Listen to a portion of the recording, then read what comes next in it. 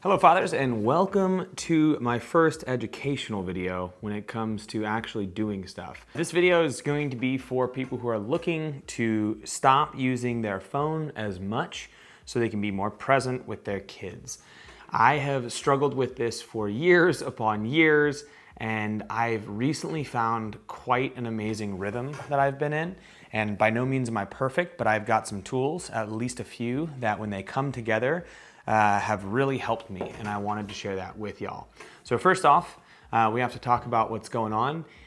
These things are designed to keep our attention. That's just kind of how they go. We also don't have many defenses against the little dopamine hits that happen every single time like a message pops up on our phone. I've got 4 separate tools that I use in order to help me out with this. One is a mindset thing and an understanding, another is a time thing, and then 2 are apps that help me out. They all come together to provide me with the peace that I have had in the recent months. I'm not gonna talk too much about why you should be off this. I think you should have your own reasons. For me, it's about presence and being with my family. I find far more joy and I can be far more grateful in my life when I'm not on this and I'm paying attention to the people who are in front of me. That's my reason. You have your own reasons, but you need to have a reason. So you've got your reason. Now how do we do it? There's a couple things that I want you to do. First, we have to make the phone dumb. We need to make the phone as unappealing as possible. And they have different phones that you can buy, like the light phone and these other dumb phones or flip phones, but it's not always practical for real life. I need to have maps, I need to have my email on my phone for work, I need to have audiobooks in all honesty because I listen to so many of them, and music. These are things that I personally need. So I actually watched and found a YouTube video of another guy turning his smartphone into a dumb phone, which is hilarious to me. But what I'll show you is what my phone actually looks like. So if I zoom in on my phone here, you can see this is what my desktop looks like. It's got all my apps are actually just the words, and then each one of them is a link to the app. So if I were to like click my FitnessPal, it highlights through and then goes to that piece. This app is called Dumbify, and again, I'll link below in the description of the video that I watched in order to set Dumbify up. But essentially what it does, it makes your actual phone screen look unappealing. So when you log in here, you actually have to read each thing. Your brain doesn't know exactly other than the letters. And even the placement of it, how things look, is definitely weird. So you still have the option of like swiping over and going and searching through here, but I don't find myself doing that very often compared to what's just on my normal screen. So first and foremost, make your phone a dumber phone. It's less stimulating overall. I'll have the links of how to do that in the bio, but the app is called Dumbify. The next thing is to set boundaries on getting into the things that stimulate you a bit more. I'm gonna go over the app that I use, and then I'm gonna talk about the 2 other things, which is the mindset and the timing around it. The app that I use is called Unpluq, U-N-P-L-U-Q. And Unpluq, what it does is it allows me to set a schedule. And that schedule allows me to use apps at different times. I think you can do this with screen time in the iPhone already.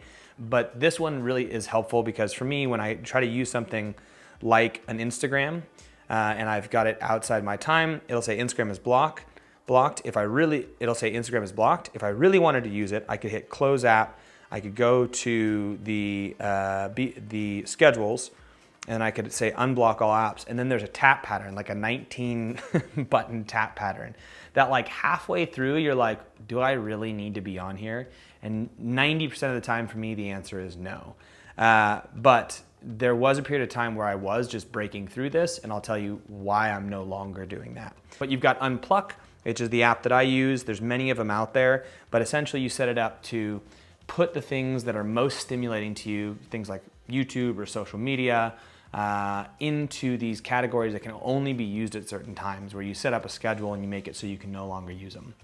Unpluq also has a manual tag if you wanted to use it, where you basically, in order to actually use the app, that little button, that screen where I come in and I have to punch a little code won't work. You have to actually take this manual tag and put it there. So if you wanted to like mount that manual tag in your bathroom, so you could come in and scan your phone, and then all of a sudden that's the only time you could use whatever apps those are, that's an option as well. Up to you. I found that I like the passcode because then I get some self-regulation of like, oh, you know what?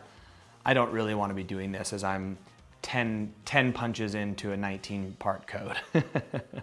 So those are the two apps that I use to make my phone a little less user-friendly. It's Dumbify and Unpluq.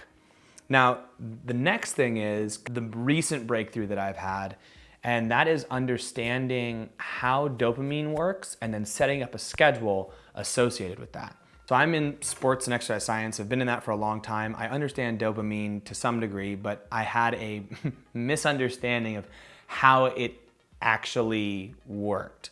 And even if this is not fully the case, this visual representation for me was really powerful. I thought of dopamine as something that was released and made by the body in response to things that you do in life. So you do something and dopamine is released. But how it's released is, in my mind, I thought it was made. I thought the body made dopamine in order for you to then release the dopamine.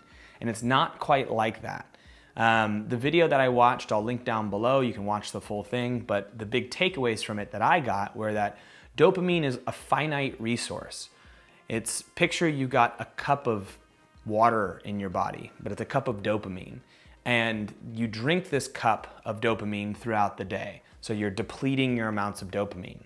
Some things are a big sip, some things are a small sip.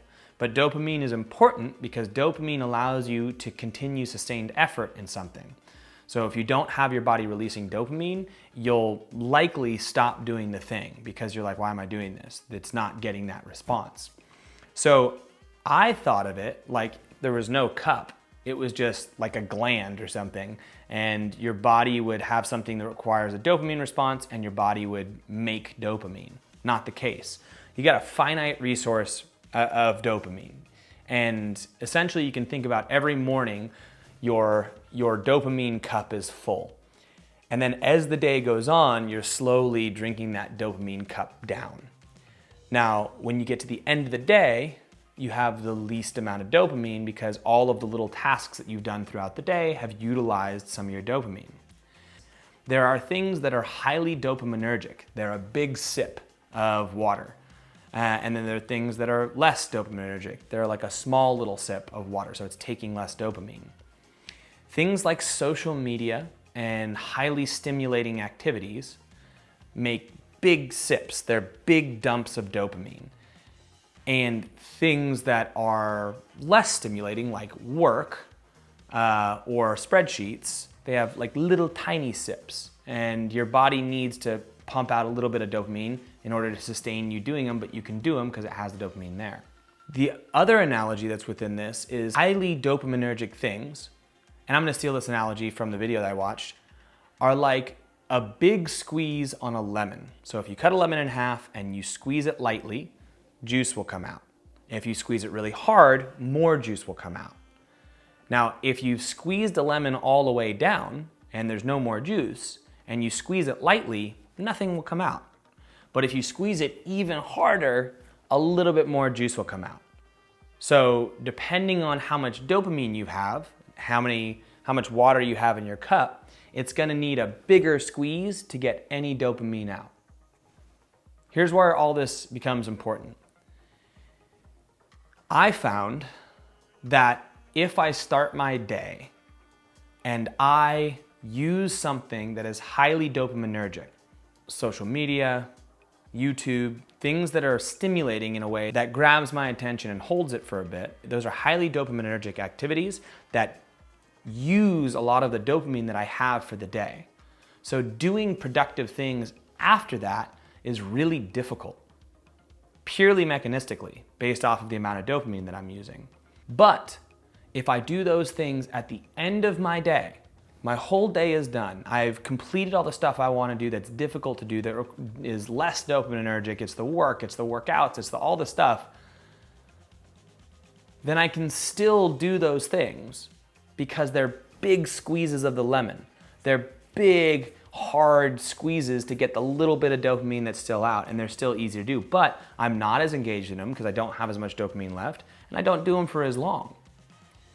All this to say, understanding that if we use these types of media and the things that stimulate us in a way that do big dopamine dumps early on in the day, we actually screw ourselves for getting anything that's more difficult done for the rest of the day. So what I did is I set this boundary for myself. I use the Unpluq app. I make it so I can't go on any social until after 8 p.m. I do all my work throughout the day, and then after 8 p.m., it allows me to access social. And by that time, I've got everything I needed to get done. I can do it. I've been blocked out through the rest of the day when I, instinct-wise went to it. I have this thought in my head that like I won't get life done if I do my social early on in the day. And it all comes together to me not being on social my entire day, which is awesome, but still getting my social fix at night when I jump on, or I'll post a video, or I'll post a video like this or something like that. So, 4 things. 1, making my phone dumb using Dumbify. 2, using Unpluq to block out times. 3, understanding that we only have so much dopamine in a day, and if we use it up, we can't do things that are meaningful. But also understanding that I can always do less meaningful stuff like social media, no matter where I'm at in my day. So then scheduling my day so that I no longer am able to use these things that are on my phone and highly stimulating till after 8 p.m. Knowing how detrimental it would be to me to do the things before 8 p.m. and committing to that cycle has really helped me not be on it. That little cocktail of 4 things has made me stay off the things that keep me on here and away from my family better than I've ever had streak-wise in my entire life. So I wish you the best. This is my first kind of foray into offering some advice on how to navigate this whole fatherhood and modern world thing. And if you like this, feel free to stick around. And as I always say, stay virtuous.